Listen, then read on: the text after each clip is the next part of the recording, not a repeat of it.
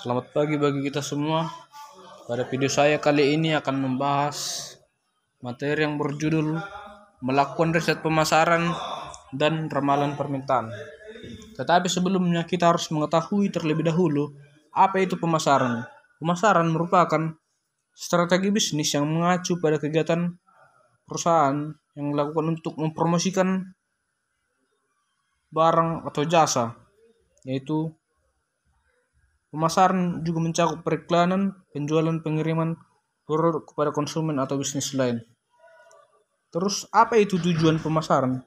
Tentu dilakukan agar semua pelanggan mengenal produk kita dan dapat terjual dengan sendirinya.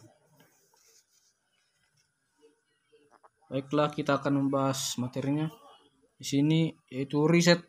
Pengertian riset pemasaran. Riset pemasaran merupakan kegiatan penelitian dalam bidang pemasaran. Riset pemasaran harus dilakukan secara sistematis, yakni dimulai dari perumusan masalah, perumusan tujuan dari riset pemasaran, pengumpulan data, pengolahan data, hingga interpretasi dari hasil riset pemasaran yang diperoleh. Riset pemasaran dilakukan sebagai upaya memberi masukan bagi pihak manajemen, termasuk pada slide berikutnya, itu fungsi riset pemasaran. Riset pemasaran memiliki 3 fungsi utama bagi perusahaan, yaitu yang pertama evaluating, yaitu evaluasi. Fungsi riset pemasaran yang pertama adalah evaluating. Riset pemasaran yang dilakukan untuk fungsi ini bisa digunakan untuk mengevaluasi program-program pemasaran yang telah dilakukan sebelumnya.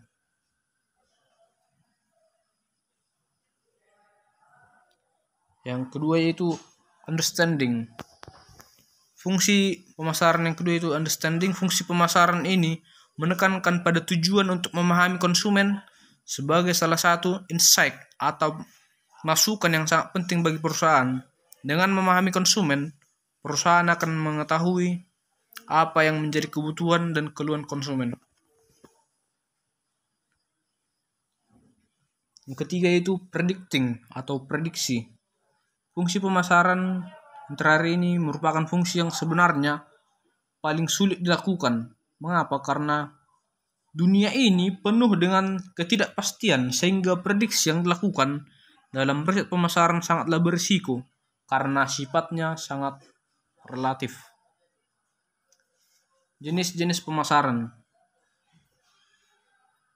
Yang pertama, ketiga jenis pemasaran tersebut adalah yang pertama, problem solving research. Problem solving research adalah riset pemasaran yang diadakan untuk mengidentifikasi serta memecahkan permasalahan yang sering terjadi dalam pemasaran. Riset pemasaran jenis ini berorientasi pada masa lalu, yang artinya adalah masalah pemasaran yang pernah terjadi diidentifikasi dan dievaluasi kembali. Yang kedua itu controlling research. Controlling research adalah riset pemasaran yang diadakan untuk pengawasan atau pengendalian proses bisnis serta pemasaran yang sedang terjadi.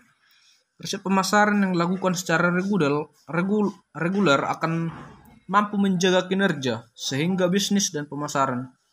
Menjaga kinerja bisnis dan pemasaran. Harapannya, riset pemasaran yang mampu dilakukan secara berkala akan mampu menghasilkan zero effect dalam perusahaan.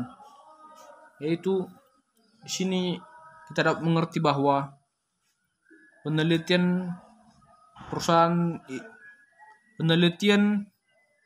kontrol yaitu sangat penting, di mana agar kita dapat mengontrol bagaimana perkembangan dari perusahaan yang sedang kita jalankan sekarang.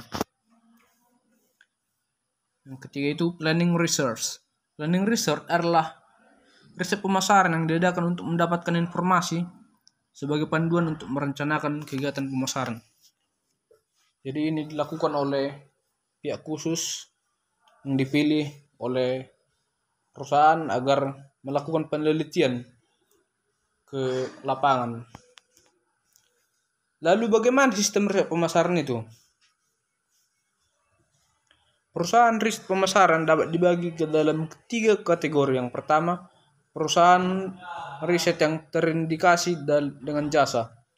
Perusahaan ini mengumpulkan informasi konsumen dan perdagangan. Mereka yang menjual untuk mendapatkan imbalan. Yang kedua itu perusahaan riset pemasaran sesuai dengan pesanan.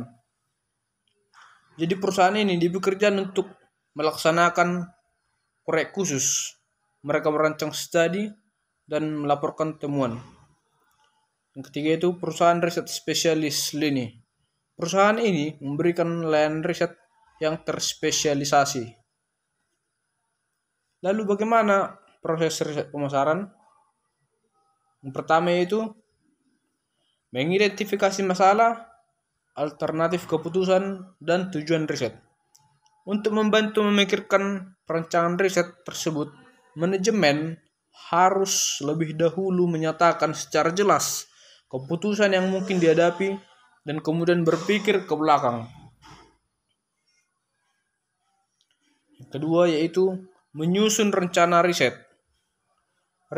Perencanaan rencana riset membutuhkan keputusan tentang sumber data, pendekatan riset, instrumen riset, perencanaan pengambilan sampel, dan metode kontak. Yang ketiga yaitu mengumpulkan informasi. Setelah melakukan tahap yang kedua, kita melakukan yaitu yang namanya pengumpulan data. Yang umumnya merupakan tahap yang paling mahal dan di sini sering terjadi kesalahan. Dalam kasus survei misalnya terdapat 4 masalah utama. Sebagian responden mungkin sedang tidak ada di dalam rumah dan mereka harus dihubungi lagi atau diganti dengan responden lain. Responden lain mungkin menolak untuk bekerja sama. Jadi sangat sulit dalam proses pengambilan informasi di sini. Yang keempat yaitu analisis informasi. Peneliti membuat tabulasi dan distribusi frekuensinya, rata-rata, dan ukuran dispersi dihitung untuk variabel-variabel utama. Peneliti juga menetapkan sejumlah teknik statistik dan metode keputusan yang lebih canggih dengan harapan dapat memperoleh temuan tambahan. Yang kelima yaitu menyajikan hasil temuan. Sebagai langkah riset pemasaran terakhir, para peneliti menyajikan temuan mereka. Peneliti harus menyajikan temuan-temuan mereka yang relevan dengan keputusan pemasaran yang dihadapi manajemen. Yang keenam yaitu proses pengambilan keputusan. Setelah melakukan berbagai macam strategi, yang terakhir yaitu manajemen harus mengambil keputusan. Para manajer yang mengadakan riset perlu memberi bobot atas buktinya. Mereka tahu bahwa temuan-temuan itu bisa mengalami berbagai kesesatan. Sejumlah organisasi yang sedang bertumbuh menggunakan satu sistem dukungan keputusan pemasaran untuk membantu para manajer pemasaran mereka mengambil satu keputusan yang baik.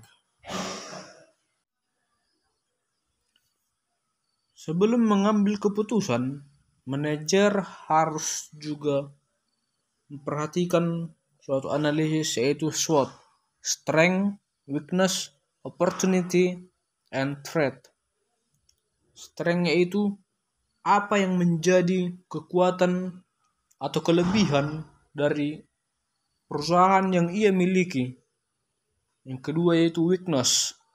Perusahaan juga harus mengetahui apa kelemahan produk yang ia miliki dan kelemahan produk yang lain, sehingga dia dapat menentukan dan memperbaiki kualitas mutu.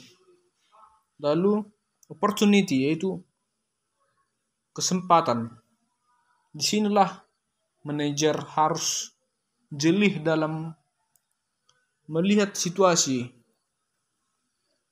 dan manajer juga harus ligat dalam mengambil suatu keputusan. Yang terakhir itu threat, ancaman. Manajer harus juga mengetahui apa ancaman jika dia melakukan suatu keputusan yang ia buat. Sehingga jika manajer melakukan analisis SWOT ini, strength, weakness, opportunity, threat, maka kemungkinan besar bisnis yang ia lakukan akan tercapai sesuai dengan target yang ia rencanakan sebelumnya. Demikianlah materi yang saya bawakan pada kesempatan kali ini. Jika ada kesalahan atau kata-kata yang kurang pas, mohon dimaklumi. Terima kasih.